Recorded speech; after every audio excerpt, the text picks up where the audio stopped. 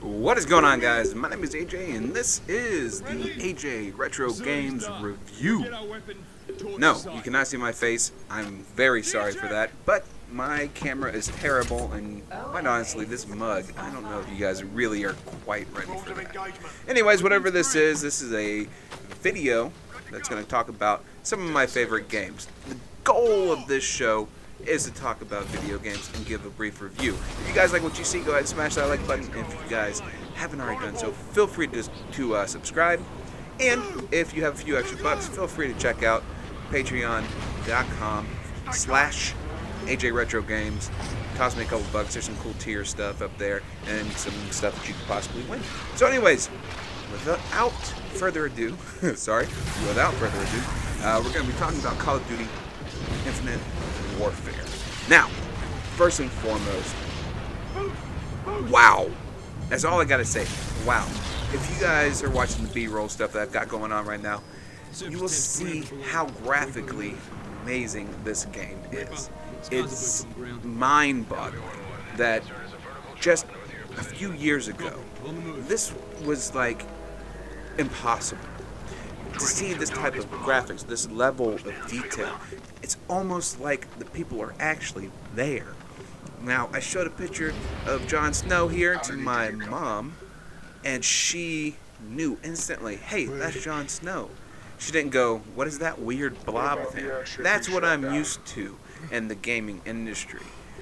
I remember Final Fantasy VII, the original game, where you looked at Cloud and you're like, okay, there's some weird spikes coming off that circle's head. Yeah, I got it. I understand what's going on there. Yeah. So it's amazing what has happened and what has come with these games. And this game is nothing short of spectacular with graphics. And it's hard to tell where cutscenes and the regular gameplay kind of shifts. And back in my day, again, retro. Remember that, I'm old. Back in my day, cutscenes looked good. They looked great for their time. But then you always went back to some weird, blocky, pixelated stuff. You know, and that was just how it was. And these days, it's amazing. And Call of Duty Infinite Warfare has really taken it up a notch. It looks spectacular.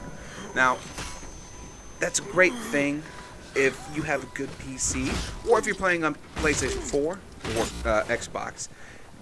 It works really well when you have a good system that can handle this kind of stuff.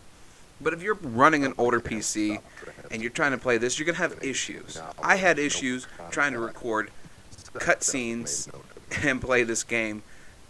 Just simply my system, my computer couldn't handle handling that much memory at one time.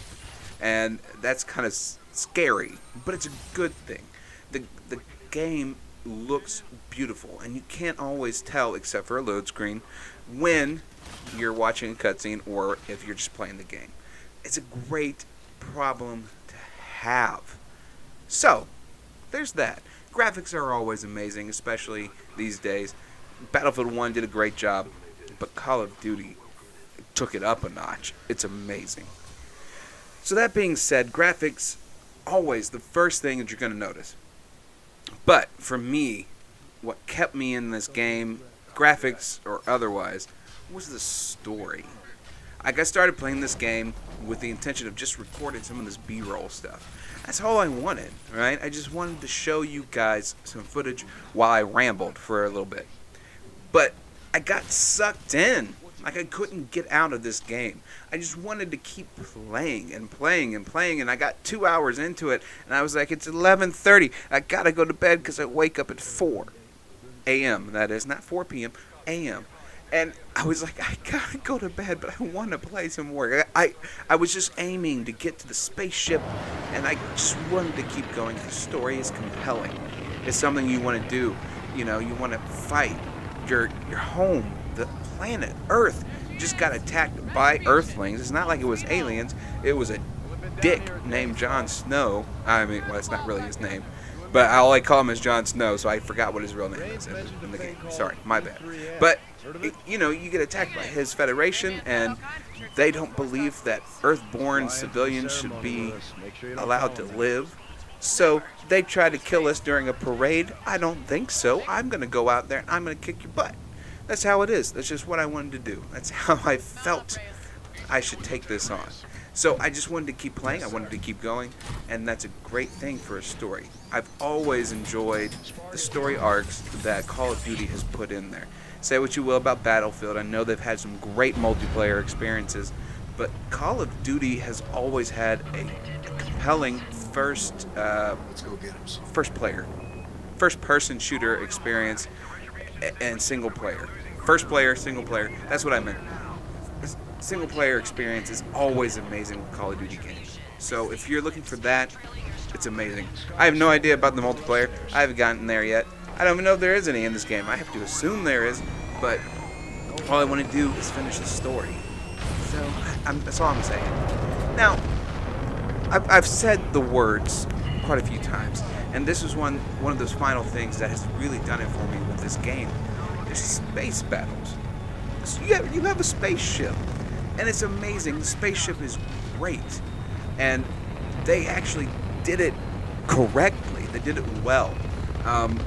One of the things with Battlefield 1 that I hated, and Battlefield 1 is a good game. I felt like the story was a little too short, and it didn't keep me going. I hated the segmented storylines and all that stuff. I get what they're trying to do. I just didn't like it. It wasn't for me. But the playing segment of Battlefield 1 was so bad. I mean, once you kind of get used to it, your right thumbstick is kind of like a pitch and yaw type of thing, and it's all like backwards, and it was clunky and hard to deal with. I just didn't like it, you know. It made me go up and down. I don't like that. I want to be able to look around with that thing. I don't want to actually move with the right stick. But I know I suffered through it, figured it out. I made it work. But with Call of Duty's flight system, you didn't have to do that. I mean, it just worked. It was good. It's all left stick. That's what you use to go up and down and move, and you can go forward. It's all great. It's very simple. It's very simplistic, and they did it correctly. I mean, you've got games like Elite Dangerous or No Man's Sky, for God's sake, that have some sort of spaceship battle system, and it's just done poorly. It's not done well, and I didn't enjoy either of those games' flight control system, mainly for that very purpose. Elite Dangerous is very clunky. There's a lot of buttons to push. It's overcomplicated. And No Man's Sky, it's hard to track bad guys. You don't really know what's going on. I mean, you can get the hang of it. Don't get me wrong. You can get the hang of all of these games. But the idea is, with Call of Duty, you just jump into a plane and you can figure it out in 2 seconds and you're good to go. So I love that. I love that about this. And the control scheme in general is just very common. It's what we're used to with first-person shooters. It's like they created this system and they made it familiar, and it's something that every game from here on out has gone and done with first-person shooter games. And it's spectacular. So I love the ease of use.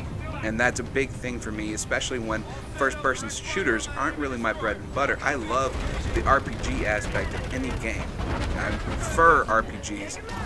And first-person shooters have historically not been my best friends.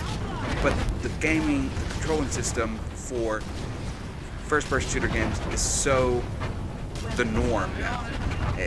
Everything's just standard that Call of Duty, it's just easy to get into, play with. They don't really give you a long tutorial on how to do stuff. You just go into it and you're there. And it's easy to pick up and go. So I love that aspect about this game. And there's one other thing.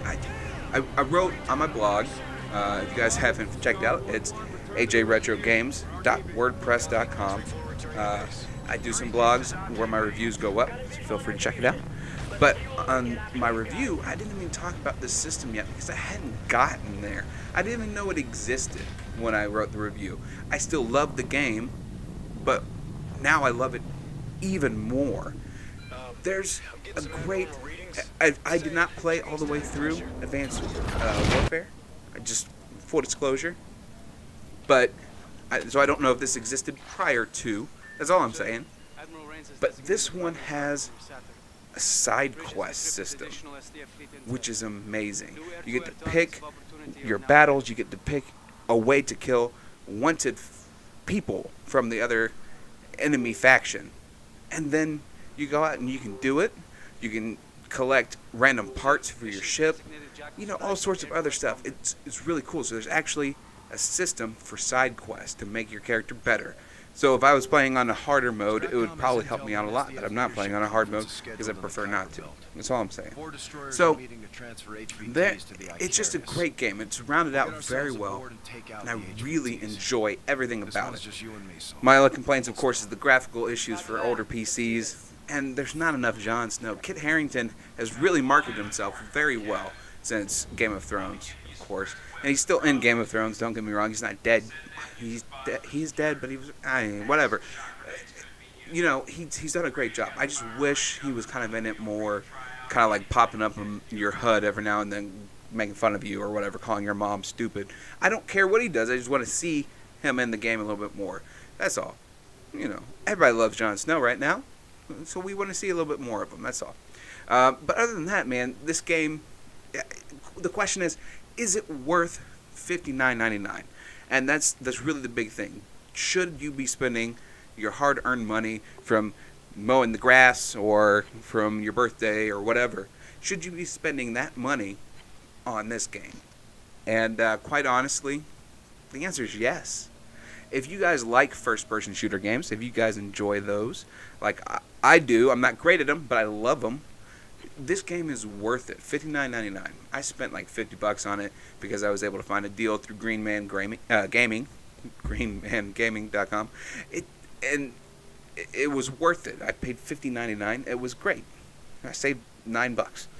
But you know, it's worth that money. It's worth that investment. I think you're gonna get your money's worth out of this game one way or the other.